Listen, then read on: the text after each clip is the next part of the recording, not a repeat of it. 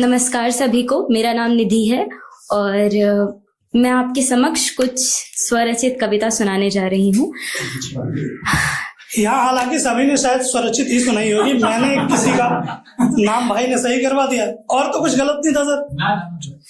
धन्यवाद। तो पहली कविता है इतवार। जी।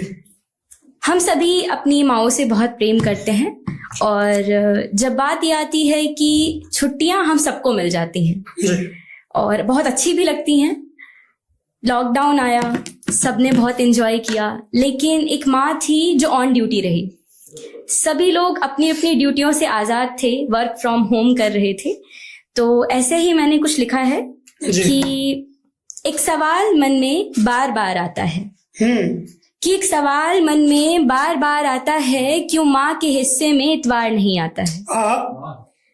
क्यों उसको काम से फुर्सत नहीं होती है? क्यों उसकी जिंदगी में खुशियों की दस्तक नहीं होती है? क्यों हर बार उसका मन अपनों के आगे हार ही जाता है? क्यों माँ के हिस्से में इतवार नहीं आता है? कि यही सवाल मन में बार बार आता है, क्यों माँ के हिस्से में इतवार नहीं आता है? सब गम अपने मन में रखती है, सब गम अपने मन में रखती है, फिर भी शाम को सबसे हंस के मिलती है। कि क्या है जो उसको इतना निर्मल बनाता है? क्यों माँ के हिस्से में इतवार नहीं आता है? कि कब वो अल्हड़ सी बच्ची कामों में कच्ची, कि कब वो अल्हड़ सी बच्ची कामों में कच्ची संस्कारों की मालकिन हो जाती है? क्यों हंसी आने पर भी खुलकर हंसना गुनाह हो जाता है? और यही सवाल मन में बार बार आता है, क्यों माँ के हिस्से में इतवार नहीं आता? कि सबको खिलाकर बाद में खाना, सबको खिलाकर बाद में खाना, सबको सुलाकर बाद में बिस्तर पर आना, ये सलीका आखिर उसको कौन सिखाता है? क्यों माँ के हिस्से में इतवार नहीं आता? यही सवाल मन में बार बार आता है, क्यों माँ के हिस्से में इतवार नहीं आता है? कि उसके आत्मसम्मान को हर बार, उसके आत्मसम्मान को हर बार नीचा दिखाया जाता है? क्यों पढ़ी लिखी माँ को भी अनपढ़ पगली दिमाग से ढीली हो कहकर बुलाया जाता है? कि यही सवाल मन में बार बार आता है, क्यों माँ के हिस्से में इतवार नहीं आता? कि माँ का नानी से बात करना, कि माँ का नानी से बात करना चुगली लगाना बताया जाता है? क्यों उसके मन के घावों को नमक लगाकर कुरेदा जाता है?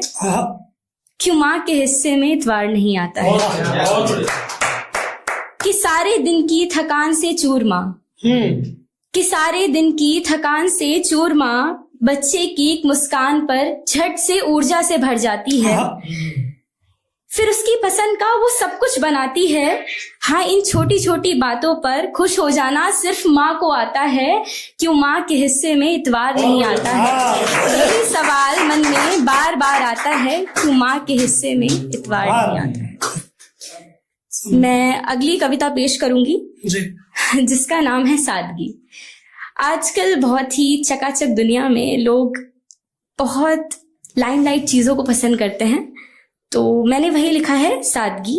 कि मेरी सादगी से इश्क कर पाना तो बताना, क्या कि मेरी सादगी से इश्क कर पाना तो बताना, कुछ दूर साथ चल पाना तो बताना।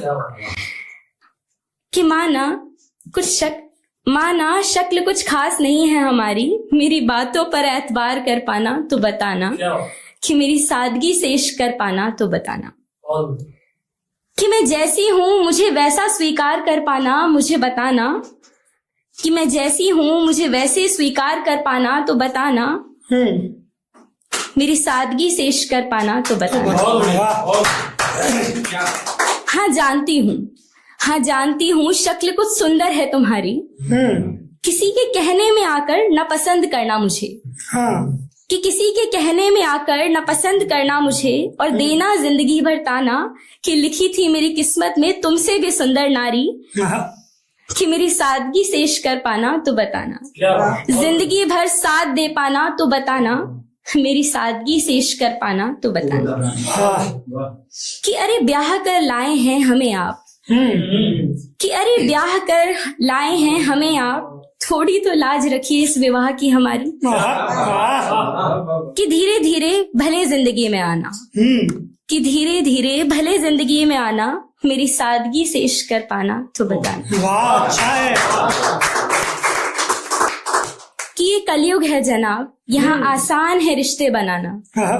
कि ये कलयुग है जनाब, यहाँ आसान है रिश्ते बनाना, पर निभाते उन्हें लग जाती है उम्र सारी।